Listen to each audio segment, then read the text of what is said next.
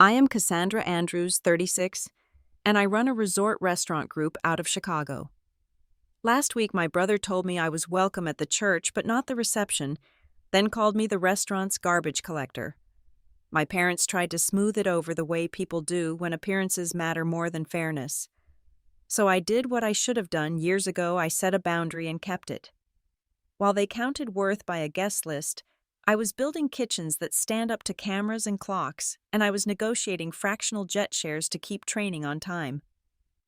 When a national news crew asked to film how we really work, I said yes on my terms. That night, the city watched young cooks hold their line, and by the time the credits rolled, my phone lit with names I knew better than to answer. What happens when the woman you dismiss stops auditioning for her own family and starts running through her own door?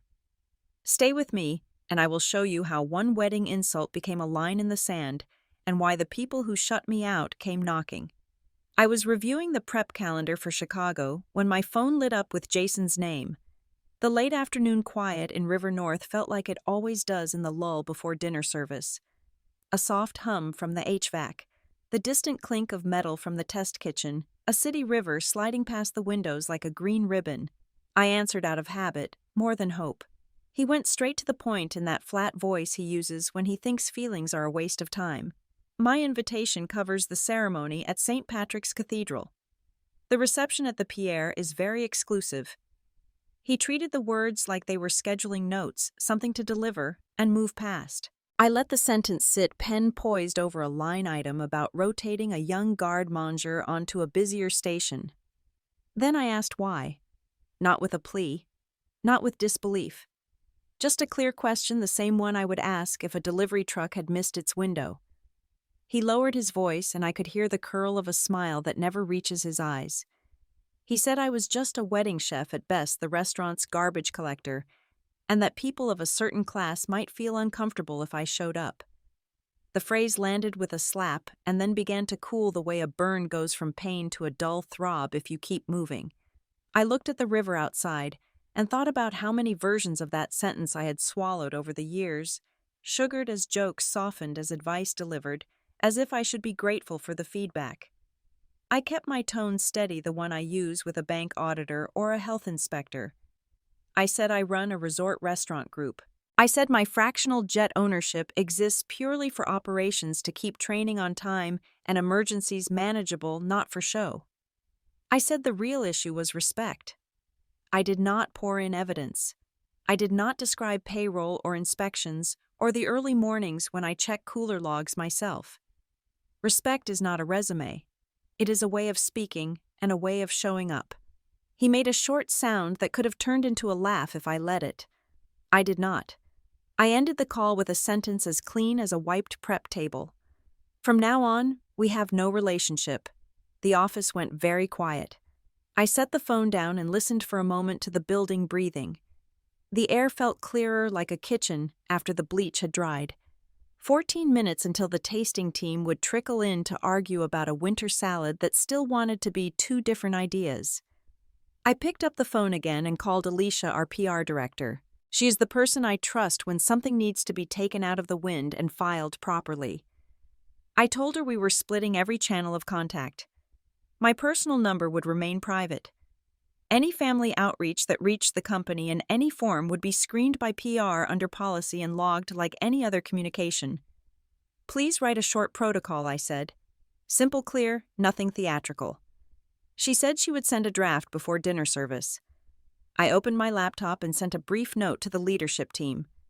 Family matters are off limits during shifts. If you hear chatter about anything personal, route it to PR. Your focus is the plate in front of you and the person beside you. We are a kitchen, not a town square.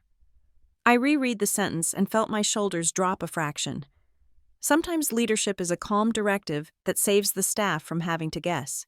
I looked over the week and made changes in quiet, practical strokes that always make me feel like I have both hands back on the wheel. I moved a new cook's training shift so she could shadow Lena during the first rush on Wednesday and learn how a station breathes when tickets multiply.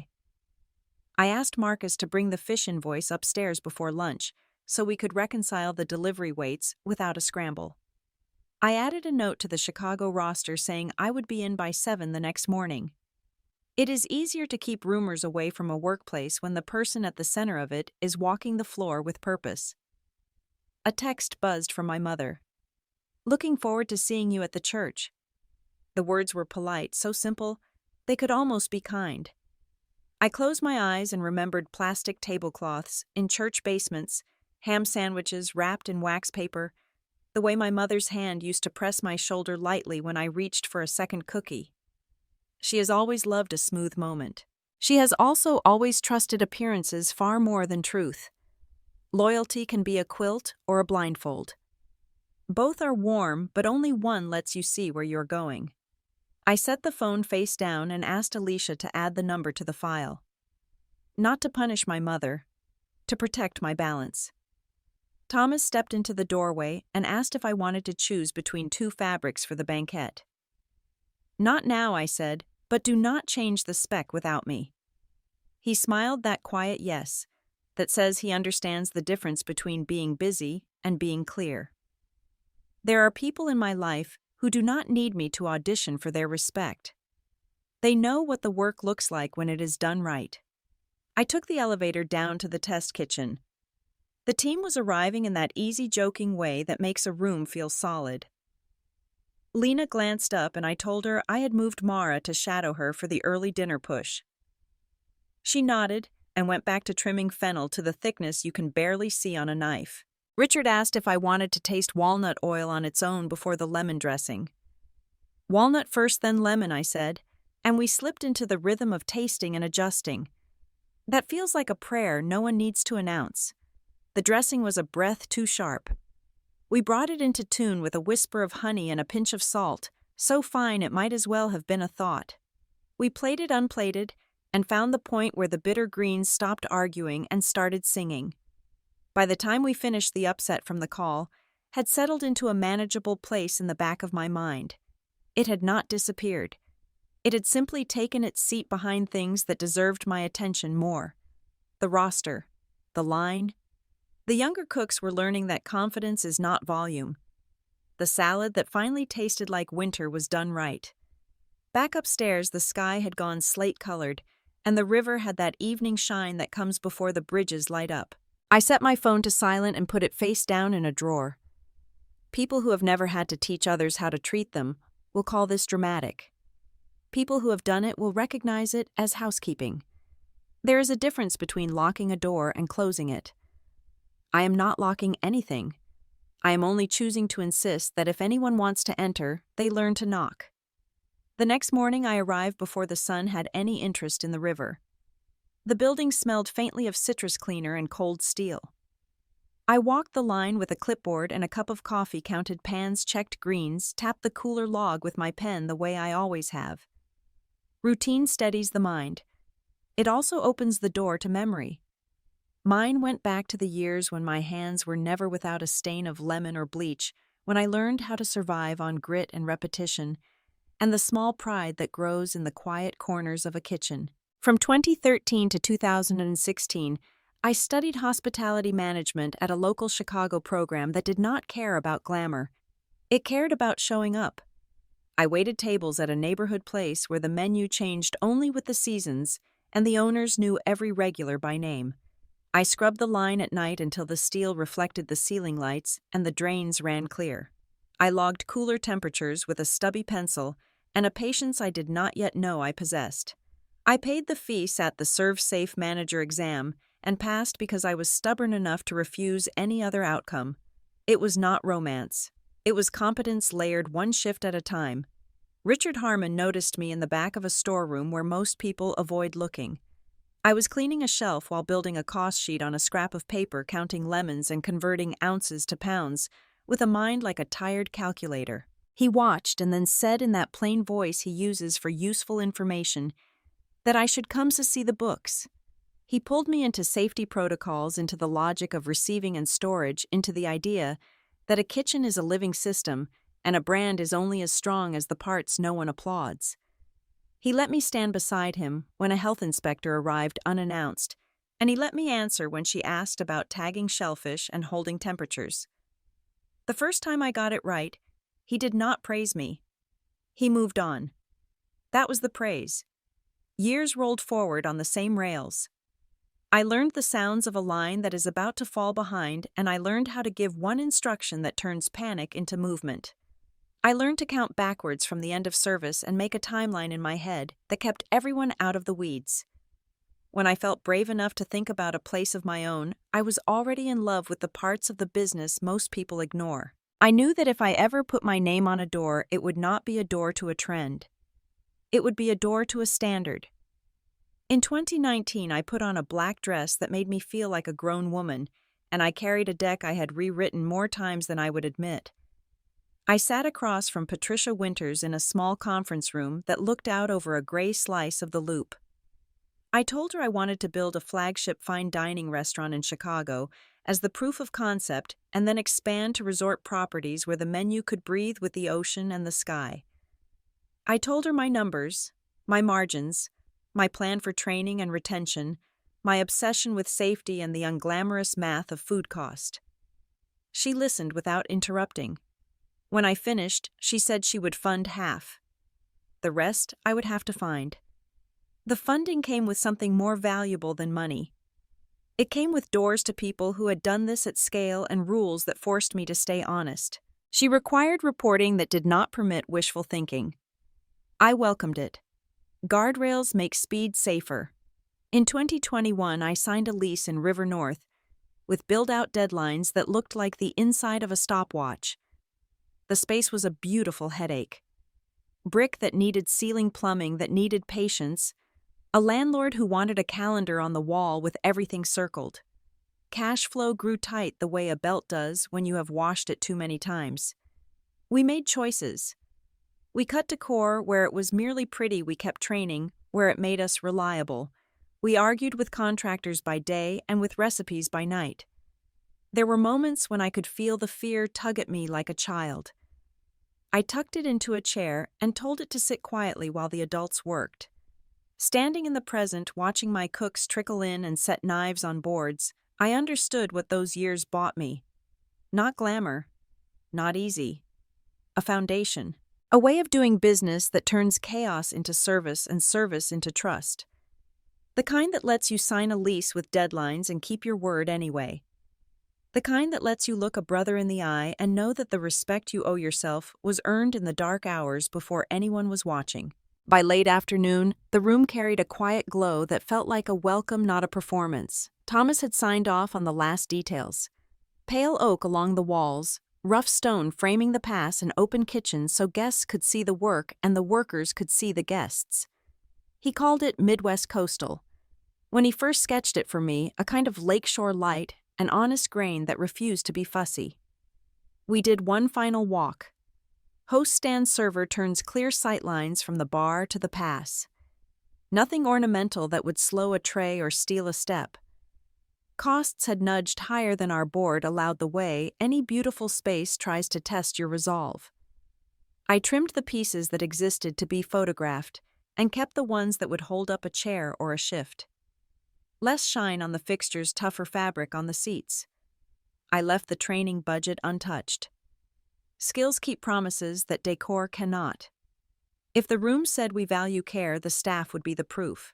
Lena arrived first in her white sleeves rolled hair, neat enough to make you fix your own.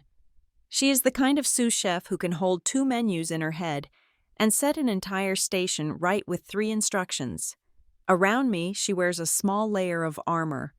Owners who cook sometimes chase the spotlight rather than the heat. I heard her tell a prep cook that owners often step onto the line only when a photographer lifts a camera. I let the remark pass and asked her to run the full prep with Richard. I wanted weights logged and stations ready a full hour ahead of schedule. No surprises. Just readiness. Richard took the expo like a coat that fits. He began to call tickets in that steady rhythm the room would learn to trust. We checked burners, tasted the stock that had gone low and slow since morning, ran knives across stones, even though they already held an edge. Ritual settles a team. Before doors. I brought everyone in by the pass. The menu stays simple on purpose, I said, and simply asks for precision. The room will excuse a scuff near the pass. It will not forgive a plate that cools before it lands. Soft openings started as a quiet ripple and gathered speed until the dining room was a river with order to it. 2 tops, 4 tops, bar snacks, a celiac note, slipped to me by a server who breathed through her nerves and carried on. Lena found a misfire at the grill and folded it out of sight with a clean switch. A new Garda manger leaned bitter on a salad.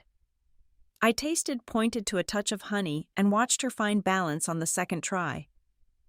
The kitchen took corrections like a team that cares more about the plate than about pride. I placed myself where a guest could see me and where my crew could catch my eye if they needed a cue. Not in charge of the show, not off stage either. Present. A neighborhood critic took a stool at the bar, ate without commentary, scribbled in a notebook that had the soft corners of long use, and left by the front door like any other diner. Later, a brief note described the room as clear and sturdy and the cooking as unforced. That was all. It was enough. Between tickets, I felt the double tug of scrutiny and responsibility. The sense that praise and doubt arrive as twins. This is how it is when something new opens. You do not explain. You repeat the right motion until it speaks louder than questions. We wiped plates with small circles, tucked napkins, with the same corners every time sent dishes hot, and gathered them back empty. When the birthday candle turned up for a table by the window, I lit it myself with a steady hand and a small wish that had nothing to do with luck and everything to do with endurance. Closing came the way it always does, first in pockets, and then all at once. We drank water at the pass and ate a pan of staff pasta that tasted like salt and relief. I thanked the team for the way they took direction and gave it back to one another. I thanked Lena for catching the grill before it slid, and Richard for keeping the cadence that makes a kitchen breathe instead of gasp. Then I said it plainly. One good night means we do it again tomorrow. When the room finally quieted down, I walked the floor alone. I set my palm on the stone by the pass and felt it was cool. I noticed a faint scuff near the corner and let it stay as a mark that the place had a first night and survived it. Out by the river, a boat eased under the bridge, low voices rising and then fading. In the kitchen, the racks were lined with dry pans, and the last towel hung straight. I shut off the pendants one by one and let the flagship rest so it could wake ready to prove itself in the only way that matters, service after service. January laid out a board I could read at a glance. Gray blocks for training, blue for vendors, green for investors, each square tugging at the next. Marcus set a packet on my desk. Clean columns. Clear totals. No adjectives required. Last-minute flights were shaving our margins and knocking training out of rhythm. Delays slid into overtime, missed connections, pushed prep, and the trend lines rose together like a tide that ignores your plans. Miami opened in the spring of 2022. Morning light came early, the room smelled of citrus and scrubbed wood, and twice a month I flew down to get new hires settled and stations drilled. A storm pinned me in Atlanta that first month, and we lost a crucial prep day. Miami limped through the weekend. It was not a fire, but it was smoke in a place that should have stayed clear. Back in Chicago, Marcus circled a number and kept turning pages. The point had already been made. Maui followed in 2023. The view could make a person reckless if the work did not keep them honest. We wrote dawn receipts for fish and pre-service checks timed to the sun. I spent a week on guard manager teaching a young cook how to ride the 7:30 rush instead of fighting it. The return trip turned 10 hours into 22 after a missed connection, and the next morning my body felt wrung out. Our schedule staggered and the ledger caught it. By early 2024, we signed a lease in Las Vegas. The city rewards theater but punishes sloppiness. We built a kitchen that could feed 1,000 covers in a week without losing respect for a single plate. The expansion forced an old truth into sharp focus. Travel was the weak seam. Marcus brought a second report that lined up late arrivals with compliance dips and overtime. Video lessons could not replace a person standing shoulder to shoulder on the line. I called an operator I trusted from years of moving chefs and gear across the country. We talked management under Part 135. Duty days. Maintenance cycles. and the difference between owning a toy and buying an instrument that earns its keep. We sized the plan to need not ego, 12.5% in a Challenger 350 for the long hauls between Chicago and the coasts, 6.25 in a Citation Latitude for mid-range hops that keep a calendar from choking. Marcus and I ran the pro forma until the sheet stopped arguing. We signed when it was work, not wish. The first week with shares I left before dawn, closed my eyes for 90 minutes, and landed in Miami with room to run a sauce training before lunch. We filmed a short clip for our internal library useful for July hires and nobody else. On the flight home, I read vendor contracts at altitude and landed with enough patience to taste a new dressing and give the cook time to adjust it. No applause. A kitchen doing what it should do when the tools fit the job. By the end of the first quarter, Marcus slid me a one-page summary and let me enjoy it. Total travel costs had dropped just under 15% compared with ad hoc charter. On-time training held above 90%. The fog around the edges cleared too. Fewer frantic texts, fewer placeholder videos, more steady faces on the days they mattered. Marcus said the trend was holding into the next month and reminded me that equipment only earns its keep if the work improves. I told him that was already written into the plan. There were small mercies in the cabin. Early light that did not stab the eyes. Coffee that stayed in the cup instead of on a sleeve. The luxury I kept was sleep. 2 hours between time zones gave me back a temper I could use, not lose. I told the team directly. The shares are here to keep training on time, to make investor meetings efficient, and to let us answer real emergencies. They do not rewrite anyone's worth. In Maui, I met a fisherman on the dock at first light and moved his delivery window by an hour so prep could meet the swell. In Las Vegas, I sat with servers and walked a sellout Friday, minute by minute, until pacing matched the kitchen's range.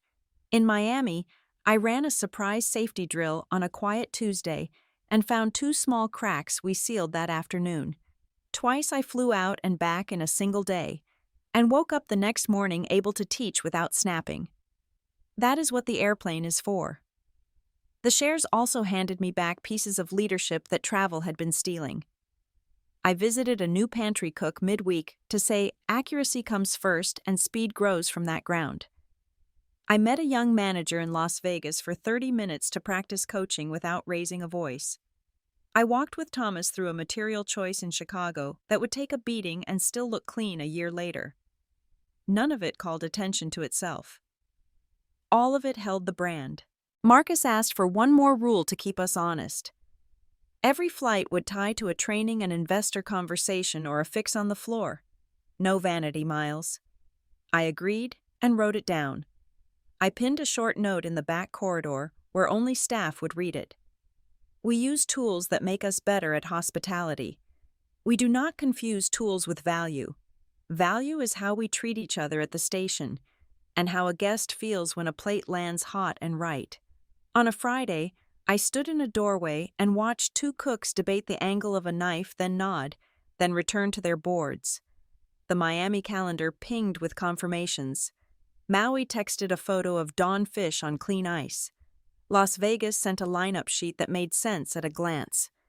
The board on my desk no longer looked like a game to be won. It looked like a plan we could keep. I set travel for the week, closed the calendar, and walked back to the line where the measure that matters never changes, service after service.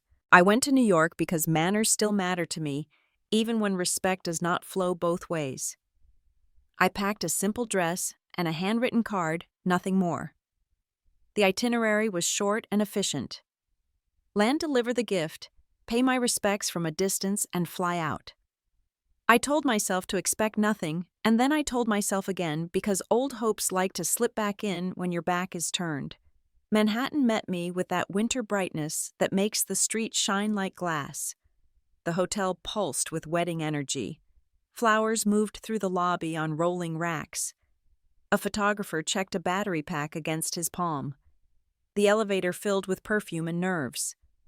I stepped out on the designated floor and felt the temperature of the corridor change. A small knot of relatives stood near a console table with a silver bowl, the kind of place where someone might leave place cards or peppermint.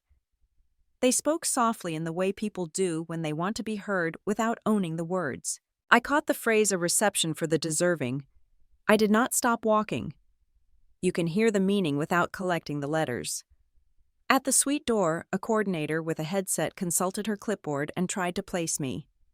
"Sister of the groom," I said, and watched a calculation pass behind her eyes. She smiled quickly and drifted back to her list. Elizabeth turned the corner with a small retinue. She wore the kind of dress that floats when the person inside it walks without fear. She greeted me with polite warmth, a hand to my forearm, a single breath that carried my name. I answered in kind. No performance. No old stories. Two adults recognized that the day belonged to ceremony, not excavation. I handed the wrapped box to the concierge on the lobby level, because the desk felt like neutral ground. Inside was a set of crystal coupes that belonged to my grandmother, cleaned and boxed with a note that wished them better days and steady hands. I asked the concierge to deliver it to their suite and to add my card. Then I stepped into the city air and called a car to Teterboro. In the back seat, I texted Alicia. I told her I would not attend any part of the wedding and that all family contact, if it arrived at work, should go through PR and be logged in. She replied with a thumbs up in words, not icons, because she knows I prefer plain language when a line is being drawn. I scrolled past messages I did not plan to answer. A cousin asked what time I would arrive at the church. An aunt sending a photo of a bouquet, as if color could soften memory. I set the phone face down and watched the city slide by. On the bridge, the river looked the way rivers always look from that height, both near and impossible to grasp. I thought about guest lists and how easily a piece of paper can pretend to measure worth. I thought about kitchens and how quickly a person's value is revealed when the ticket rail fills and hands start to move. The gap between those worlds is wide. I have learned which one feeds me. Near the tunnel, the driver asked if the radio volume was fine. I said it was. I closed my eyes and breathed the way I teach young cooks to breathe when the first rush hits. In for 4, hold for 4, out for 6. The body calms when you give it numbers.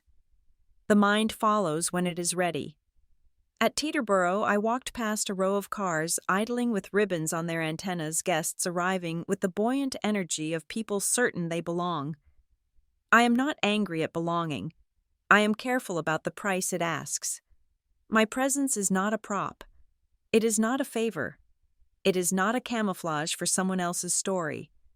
It is a choice I get to make, and today the choice was to leave before the ceremony made a scene of hierarchy and called it joy. The cabin door closed with a soft click I know by heart. I buckled in, set the phone to silent, and let the engines turn the ground into distance. New York fell away in orderly lines. My breath evened out.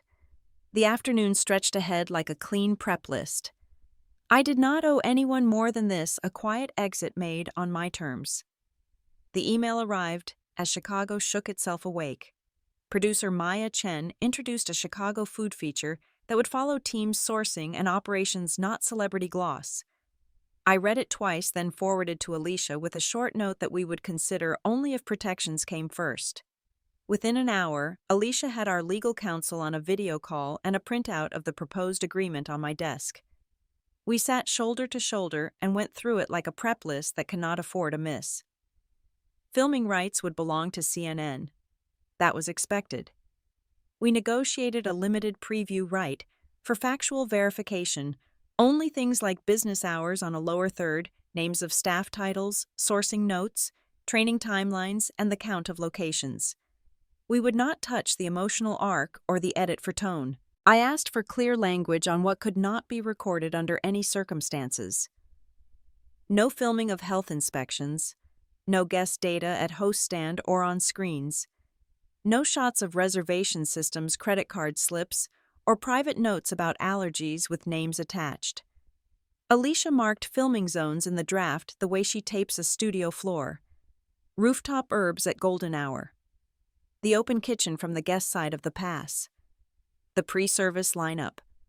The walk in the door from the threshold outward, never the whiteboard with purchasing numbers. the test kitchen for training footage.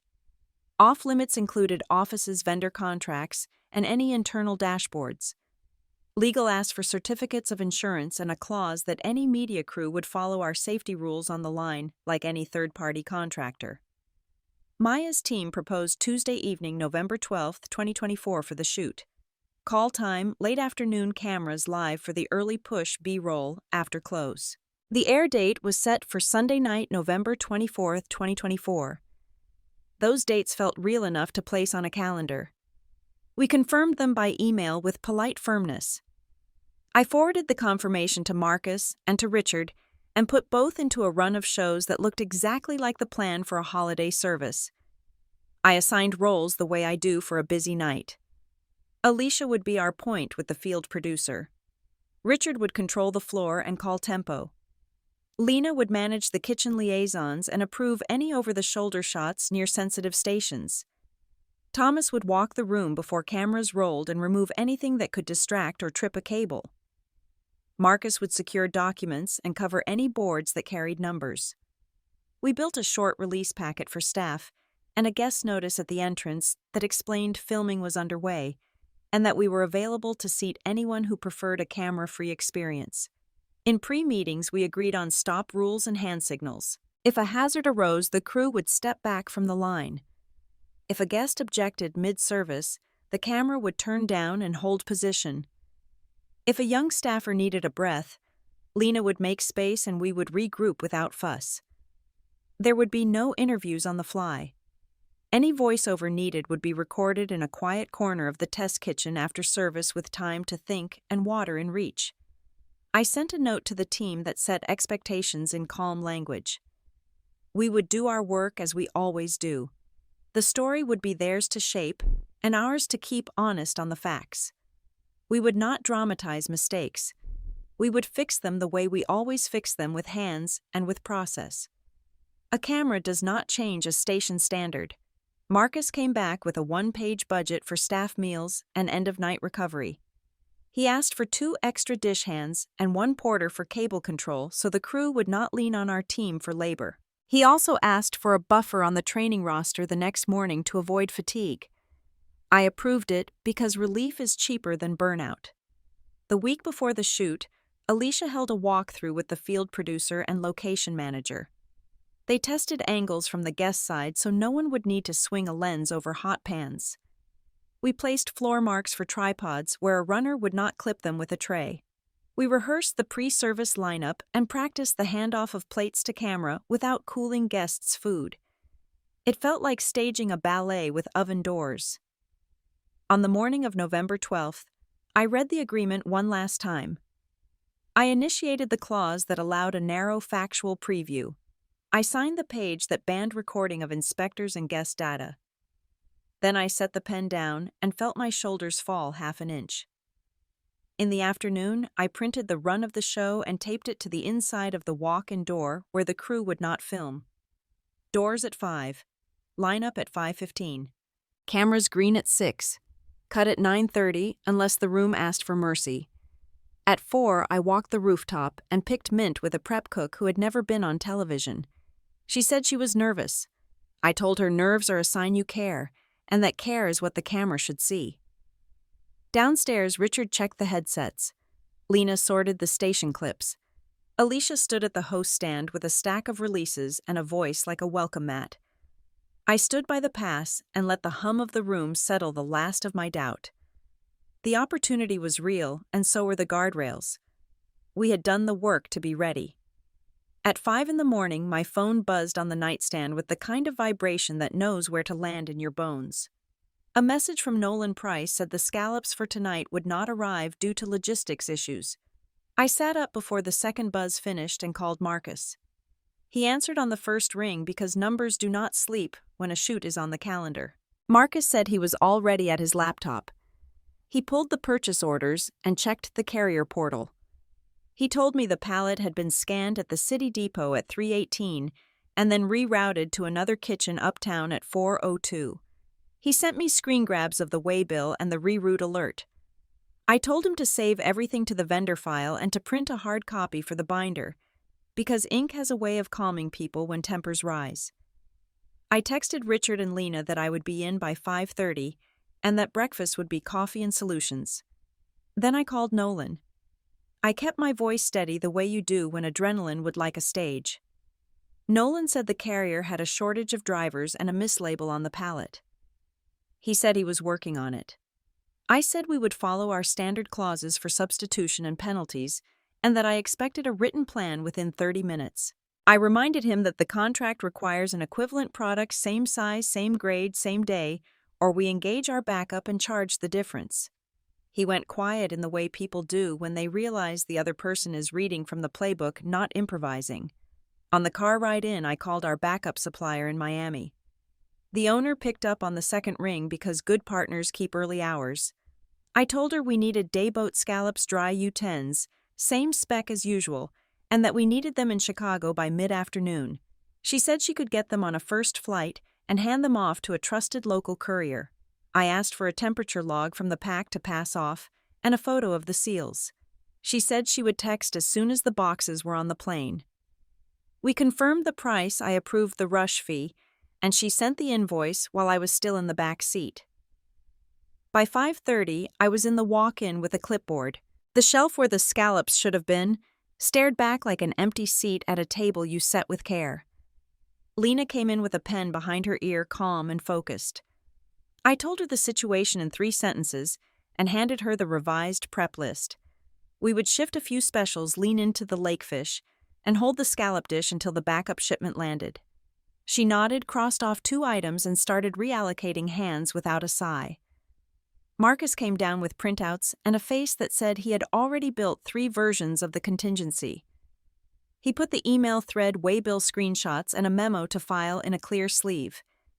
He said he would notify accounts payable to withhold payment on the original shipment pending resolution, and he would open a ticket in the vendor performance log.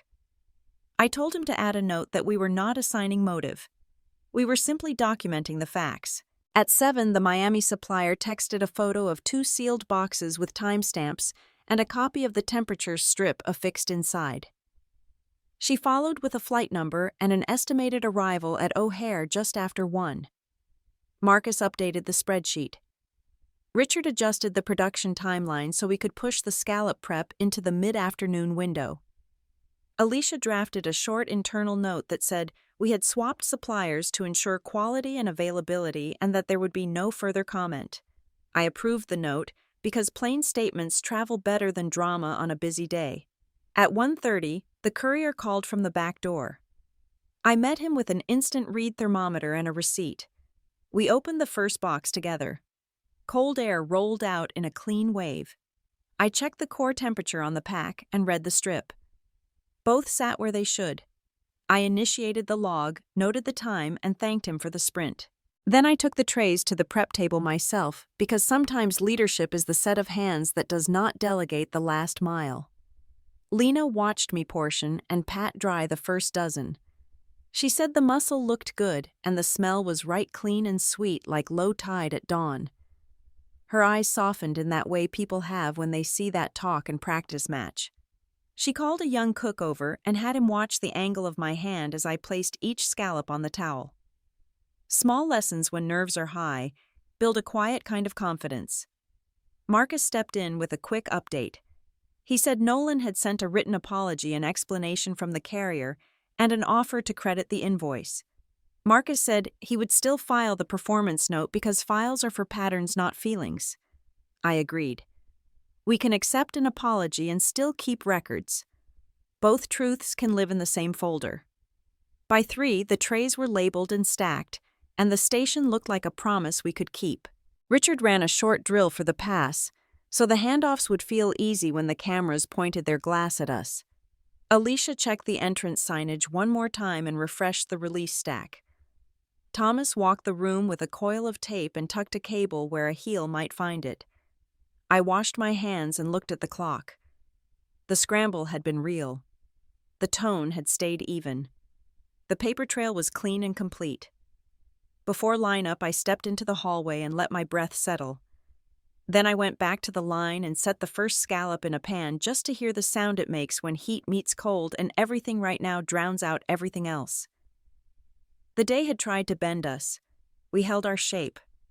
Mid-prep, the kitchen had that clean thunder of knives on boards and running water, and then the room shifted. A woman in a city jacket stood at the threshold with a small tablet and a neutral face. Karen Lopez, health inspector. She introduced herself to Richard and showed identification. We had agreed with the network that inspections were never to be filmed.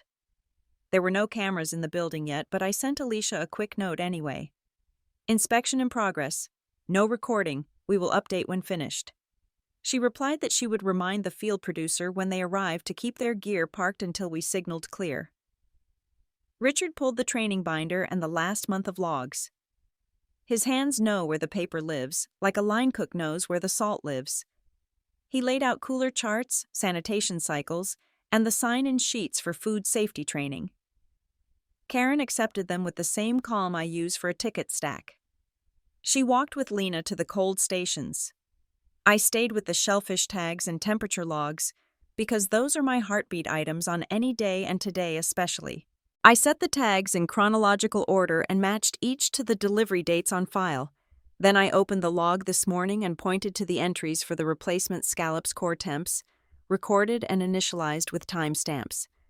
Karen asked Lena to open drawers and lift pans without rearranging anything. Lena did it with the grace of someone who keeps a station honest by habit, not performance. At garde-manger, Karen paused at a small tub where an herb vinaigrette cooled. The label had the product name and initials, but the date mark had smudged. She raised an eyebrow. I stepped in with a fresh label, and a pen wrote the date, time and station, and placed it so it would not rub. She nodded. A small fix, but it is better to make it in the moment than to make a speech about intention. We moved to the walk-in. Karen checked the ambient temperature and asked me to describe our procedure for receiving and tagging shellfish. I told her we keep harvest tags attached to each container until the last serving from that lot is sold. Then we file them by date for 90 days. I pointed to the file box and read off the most recent 3. She entered notes on her tablet and asked if anyone had had to discard time-temperature control foods in the last week. I told her we had tossed a quart of aioli after a hold time ran over by 10 minutes, and that the discard was logged and initiated by the cook and by me. She asked to see the entry. I showed it. The truth keeps its own memory. She walked to the dish area and the hand sank. Soap and towels present. The water is hot. She asked Richard to recite the dilution for sanitizer, and he did it without looking. She stepped back to the center of the room and told us what she had seen. The small labeling correction at garde-manger had been addressed. The rest of the kitchen was compliant. Her tone stayed the same from start to finish. I thanked her for the visit, and she left us with a copy of the report. We filed it and returned to prep without a ripple. Calm comes from knowing that standards are not a speech. They are the next action and the one after that. By late afternoon, the crew rolled in cases and tripods and stayed on their marks near the guest side of the pass. Alicia spoke with the field producer at the host stand and handed over releases. Thomas walked behind them with a coil of tape securing any cable that might want to become a tripwire. I shed my blazer, tied back my hair, washed my hands, and took guard manager. Richard called the lineup. We reviewed the allergy protocol because cameras or not, the standard does not change. Separate board. Separate knife. New gloves. Clean towels. Verify order ticket and verbal confirmation from server. Document substitution if needed. Breathe. Execute. The first rush hit at 6:19. Tickets stacked into a neat skyline. I started with cold plates that demanded perfect geometry and cold food that demanded not an ounce more time than needed. A server slid a ticket to the front that carried a nut allergy. I read it, met her eyes, and repeated the note back to her. I cleared my board, replaced towels washed gloved, and pulled ingredients that had no cross-contact. I moved the garnish to a fresh ramekin and swapped the spoon. I called Lena over not for show for a second set of eyes. She checked the path from reach to plate. She nodded once, then moved on because trust is a moving thing when service is live. Heat rose from the line in waves and waved right back. Richard's voice kept time like a metronome you forget is there until someone tries to rush. The camera crew stayed at their permitted angles and let the room breathe. No one played to the lens. We worked. The scallops arrived from the hot side with the crust that sounds like a whisper when a knife leans in. I dressed the salad that bedded them and sent plates to the pass, still cool where cool belonged and warm where warmth belonged. The allergy table ate safely. They sent back empty plates and a folded napkin. That is my favorite review. Between pushes, I wiped my station and restocked herbs. The rooftop mint from earlier had the sharp scent that lifts a plate by half an inch. Lena passed behind me and tapped a corner of my board that had drifted from the square. She did it without words, and with that small nod that says, "Yes, we are seeing the same picture." Richard called fire on a wave of tickets, and the room leaned forward and carried it. By 9, the tempo eased. The crew moved to B-roll and soft shots of the dining room that never once crossed into our off-limit zones. Alicia posted a final note on the clipboard, confirming the time we would clear the cameras. Thomas checked the tape on the last cable. I pulled my board-tossed towels to the bin and washed my hands until the day ran off my skin. The kitchen exhaled in a way only kitchens do when the last plate is gone, and the heat starts to think about being only warmth. I looked down the line and saw small things that tell me a night went right. Knives resting clean on magnets, pans drying upright, notes in the log written in steady hands, a pair of cooks comparing the count on herbs and smiling because they had guessed right. The inspector had come and gone. The cameras had watched without changing who we are. The room had eaten well. Respect for the craft did not ask for a speech. It asked for the next plate done right, and then the next. The evening of the broadcast felt like a Sunday that had learned to stand up straight. I finished the last walkthrough at the flagship, checked the week's training roster, and went home to a living room that smelled faintly of lemon oil from a morning wipe-down. I set my phone on the coffee table, face-up sound on, not because I needed attention, but because I wanted to witness the night honestly. The network block began at 9. I sat with a glass of water and a legal pad, an old habit from years when notes were cheaper than nerves. The feature opened on the roof. The camera moved through the herb beds where the mint and thyme do their best work, close to the soil and far from applause. A breeze lifted the leaves. The caption named the garden and the neighborhood nothing more. The next cut went to the prep room. Young faces concentrated on small tasks, knife work, clean and deliberate sweat at the temples from focus rather than heat. The voiceover said our kitchen ran on training and repetition. I felt my shoulders settle a fraction. They showed the line from the guest side of the pass just as we had agreed. Richard's voice came through like a metronome threaded under the images. Lena's hands guided a new cook through a pickup, a finger to a corner of the board, a nod, when the angle was corrected. There was a short moment with a vendor at the back door, a handoff of crates and a temperature check, the kind of exchange most people never see, and that I love for its quiet honesty. The editor let the moment breathe. Midway through, a sitting senator who is a regular appeared for a single sentence about coming to eat without ceremony, about trusting a kitchen that respects its work. It was not a campaign speech. It was a diner speaking like any other person who has found a place worth returning to. The caption that followed on a lower third noted my fractional jet shares. It read like an operational detail, a tool for coordinating training and emergency travel between cities. No glitter, no puff. I breathed out slowly and let the room be a room again. Time during a broadcast does not move like time in a kitchen. It stretches and contracts. By 9:28, the piece had rolled through the last sequence cameras on the pass as plates moved quiet and fast. At 9:30, the credits for the segment closed with the names of people who did the work.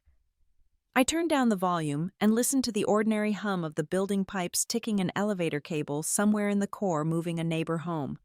At 9:58, the phone began to vibrate. One text, then a call, then another. The screen lit with a list that felt like a family roll call turned inside out. By 11:47, the first 3 missed calls had made their place at the top. Dad Robert, Mom Margaret, Jason. I looked at the names and did not touch the screen. I had set the boundary when it was quiet. I kept it now because it was loud. The phone continued to buzz and then settle and then buzz again. I wrote down the time and the total in the corner of the legal pad because numbers help me keep the shape of things. I did not read the messages that began to stack behind the calls. I closed the email app without opening a single subject line. I typed a short note to Alicia. Family outreach expected. Please route all to PR and log per policy. She replied with a brief message and said she would build a folder first thing in the morning. The room was steady around me. The hum of Sunday night returned, the kind that holds rather than demands. Sleep came in pieces the way it does before a big service. Each time I woke, the phone showed a new count. At 7:30 Monday morning, the total sat at 100 missed calls. The number looked round and strange, like a milestone at the side of a road I had never planned to travel again. I set the phone to silent for another 48 hours, the same way you set a timer on a low oven and walk away because you trust the heat to hold where you put it. Then I showered, pulled on my jacket, and went to the flagship for lunch service. The kitchen greeted me with voices I knew and a rhythm that does not care about air dates. Bins of washed greens, a pan of roasted chicken bones waiting for water, a schedule tacked to a corkboard with names written in steady hands. I tied on an apron and walked the line with a cup of coffee that cooled as it should. Marcus came by the pass with a small nod that meant he was already logging the overnight messages. Alicia sent a brief update that the folder was open and organized, that nothing needed my immediate attention. A server asked me to taste a dressing. I dipped a spoon, let it sit on my tongue, and asked for a breath more lemon. The cook smiled and reached for the citrus. The world in its best form had returned to its work. The calls could sit where they were. Respect is not a ringtone. It is the way a plate lands hot and right in front of someone who comes hungry and leaves seen. I hung the legal pad on the hook by the office door, dated on top, and stepped back onto the line where the day waited without judgment. At noon on Wednesday, the front desk rang my line with a careful voice. My parents, Jason and Elizabeth, were in the lobby. Security was already standing at an easy distance. I asked the concierge to keep them comfortable where they were and told security to hold the line at the elevators. Then I booked the small glass-walled conference room off the lobby, the one with a round table and nothing on the walls except daylight. I poured 4 waters, left the door open, and set my watch to 30 minutes. They came in together and looked smaller against the glass than they did in my memory. I sat first to keep the room from turning into a stage. I said we had half an hour before an internal meeting and that I would end the conversation when the time was up. Jason spoke first. He used the words people reach for when their version of the story has been interrupted. He said he did not know. I answered with the sentence I had saved for years. You never asked. My mother reached for a tone that always used to work on me. My father cleared his throat, as if a speech could still rearrange facts. I kept my voice level and set out the reasons we were in a public space and not in my office or upstairs. This was a workplace. My colleagues deserved calm. Whatever happened between us would not ripple into a room that runs on trust. I laid out the conditions one by one, simple and measurable. First, no belittling my work or anyone else's work. Not in private, not in public, not as a joke told with a smile. Second, not using me as a prop for anyone's image. No requests for photo opportunities, introductions, or social leverage. If you want presence, you earn relationships. Third, no unannounced visits to my workplace. All contact comes through channels we agree on. If any one of these is violated, all contact pauses for 6 months with no debate. I asked them to repeat the conditions back to me. They did haltingly, and I wrote the date and the terms on my pad. I told Jason there was one more truth to put on the table, not as a triumph, but as context. Some of the guests he had described as elite were already our regulars. They eat here because they like the food, and they respect the work. That does not raise their worth or mine. It only proves that status is a noisy instrument and craft is a quiet one. The air in the room loosened at the edges. Elizabeth folded her hands and looked like someone who had come prepared to be gracious. My mother's eyes shone in a way that made me remember birthdays and also omissions. My father stared at the tabletop and nodded once, a small gesture that used to mean the discussion was over. Not anymore. I kept the clock in sight. I said that if they wanted a real conversation, we would have it on Friday evening at a neutral restaurant that did not belong to my group. No cameras, no theatrics, and no last-minute additions to the guest list. I suggested 7 o'clock at a quiet place on the north side I knew for good food and not a single reason to posture. They agreed without argument. I confirmed the name, the time, and the expectation that everyone would arrive on time and leave on time if the talk went sideways. When the half-hour closed, I stood. I thanked them for coming and for keeping their voices low in a building where my people were working. I walked them to the lobby and watched them step out into the November light, the kind that makes the glass in the front doors look like water. Security relaxed a degree. I asked the front desk to note the visit and the end time. On my way back to the conference room, I sent Alicia a summary for the PR file and copied Marcus for the record. Boundary conversation completed. Conditions set and acknowledged. The next meeting was scheduled off-site for Friday the 29th at 7. Back upstairs, I washed my hands and changed the watch back to service time. My team gathered in the larger conference room for the meeting I had promised to start on the dot. I took my seat with an even breath and the sense that a door had been closed without a slam. In the kitchen, the lunch line ticked forward like a metronome. Order in. Action. Played out. The workplace stayed whole, which was the point. Friday evening put a soft shine on the sidewalks and made the windows of the little North Side restaurant glow like paper lanterns. I chose the place because it had nothing to do with my world.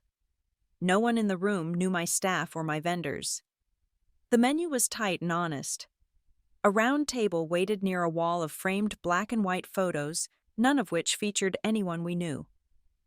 I arrived 5 minutes early with a calm I had earned the hard way, and told the host we would finish on time. They came in as a small knot coats, folded over arms, eyes searching for signals. I stood long enough to greet them, and then sat so we would all be level. A server set water and left us a breathing space. I opened by restating the rules of the evening in plain language. We were here to talk like adults. We would leave the table if voices rose, or if anyone tried to turn the room into an audience. We were not here to edit the past. We were here to decide whether the future deserved any shape at all. Jason began. He looked like a man who had slept little and finally decided to stop pretending. He said he had started therapy the previous week. He said he was facing the years of contempt he had served to me like it was medicine I ought to swallow. He admitted that he measured people by status and that my success outside that measure had felt like a threat he did not know how to name. He said the therapist used words like envy and displacement and asked him to listen without defending. He said he wanted to try that here. My mother set her hands on the table as if steadying something that had slid. She said she had not truly seen me not for a very long time. She described how easy it had been to let Jason take the space in every room and to call that leadership when it might have just been habit. My father cleared his throat, and the familiar sound did not move the air the way it once did. He said he had cared more about appearances than fairness, and that he had told himself that keeping peace was the same as keeping balance. He admitted it was not. I listened and kept my breathing measured. When they finished, I restated the 3 conditions, because clarity is not cruelty. No belittling my work or anyone else's. No using me as a prop for image or access. No unannounced visits to my workplace. Violation of anyone would pause all contact for 6 months. No debate, no half measures, no quick apologies to erase consequence. I asked each person to confirm they understood. They did. I watched their faces while they repeated the terms not as a test but as a record my mind could keep when memory tried to forgive too fast. The server returned. We ordered simple food that would not distract us from the theater. A salad dressed with care, a roast chicken with pan juices, and a side of greens that still remembered the field. Elizabeth spoke then, careful and direct. She said she wanted to be in a family that did not run on performances. She said she had married Jason for the man she believed he could be, not for the rooms he once wanted to conquer. She asked what would help us keep to the new shape. I said notice. For any future meeting, we would give at least 72 hours notice. We would respect each person's schedule and would not turn a no into a referendum on loyalty. If someone needed to reschedule, they would offer 3 alternate windows. Everyone nodded. The rules were not romantic. They were breathable. When the food arrived, we ate like people who had decided to try again with knives and forks instead of speeches. Between bites, I shared a piece of news not as a flourish, but because the calendar was real. In early 2025, we would merge Thomas's design studio into the hospitality group so our expansion could carry one standard from blueprint to plate. The paperwork was drafted. The teams already worked like neighbors separated by a low fence. Folding the fence made sense. I also told them we were launching a scholarship for young women in culinary arts. Tuition and living stipends plus guaranteed mentorship in our kitchens or in partner restaurants we trusted. I said I wanted to be for someone the person I had not always had. Someone who sees early and clearly that the work has room for her. Jason said therapy had a way of making a person want to confess everything and fix it by morning. He said he knew that was not how people heal. He asked what I would need in the next month to feel safe continuing contact. I told him I needed consistency more than gestures. No surprise visits. No big gifts dropped at the host stand. No long messages cataloging regret. A short check-in by text every other week was enough, and only if he had something grounded to report, like a session that had taught him how to pause before he spoke, or an apology he had made to someone who was not me. My mother asked if she could take me to lunch in December. I said yes with a condition. No reminiscing that edits the past into a softer picture.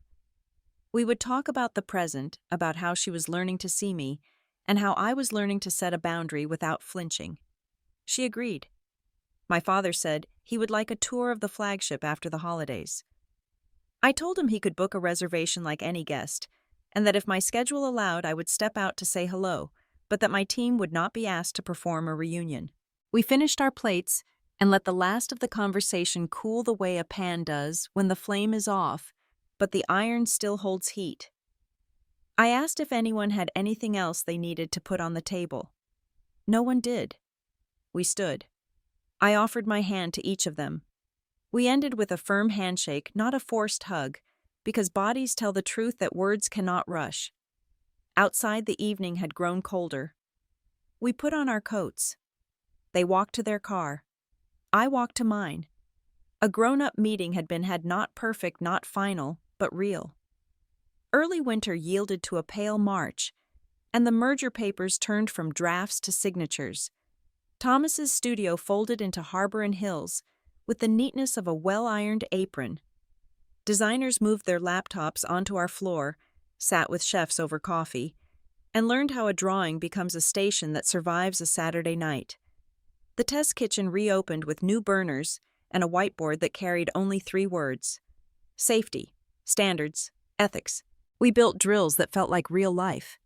Allergen walks through with timers. Thermometer checks without warning. A role play for a guest in distress that taught compassion without theater. Lena took the title of Executive Sue and the responsibility that follows a title you have already been living. On a week when I flew a triangle between Miami, Las Vegas, and Chicago, she stood at the pass through 2 hard services and kept the cadence that lets a team breathe. I watched the footage on our internal system from a quiet hotel room and felt that twinned pride and relief a leader earns only by letting someone else lead. She walked the line with her hands behind her back, corrected with a nod, praised with a cleaner plate. We chose not to renew Nolan's contract.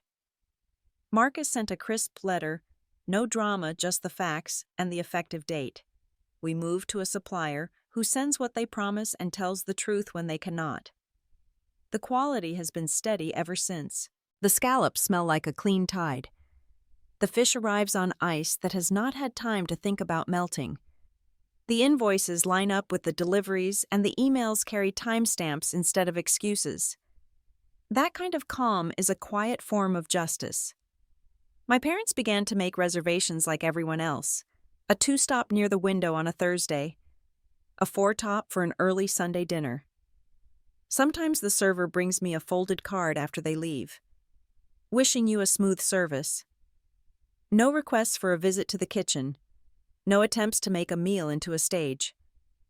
Jason sends me articles about boundary work and says he is doing the exercises. I read some of them on airplanes and smile at the way a person learns to name what they once armored over. He texts short messages that land the way they should. On time. Not heavy. Respecting the pauses. The fractional shares did exactly what I bought them to do. I bundled the Miami and Las Vegas trips into 3 days sleep, 2 hours over the Rockies, and land ready to teach a sauce class that does not cut corners. Maui fits into a week that begins with purchasing meetings and ends with a quiet beach that I visit only long enough to remember there is a horizon. I come home sharp for both the kitchen and the boardroom. The airplanes are not a crown. They are a set of wings on a calendar that used to ask too much from the body under it. We launched the scholarship in February with a small gathering in the test kitchen. No press. Just 8 young women, 2 mentors from partner restaurants, and our team. We handed out aprons and chef coats and a binder with tabs for food safety, station setup, and workplace dignity. We cooked a simple lunch together, then sat and talked about where courage sits when you are the only woman on a line and what to do when someone mistakes your silence for weakness.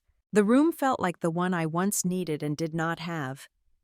At the end of the first quarter, the network emailed to ask if they could return once the scholarship class began their first rotations. I wrote back the same day. When the students arrive and the facts are ready, we will talk. Right now, I prefer to work quietly. They answered with grace. Not every story needs a sequel to be real. Some need time and good records. Richard now splits his week between calling the pass and training new managers on the rhythm that keeps a dining room from tipping into chaos.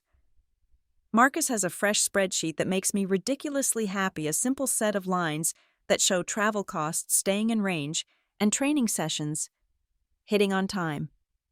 Alicia keeps our external voice calm and our internal file tidy.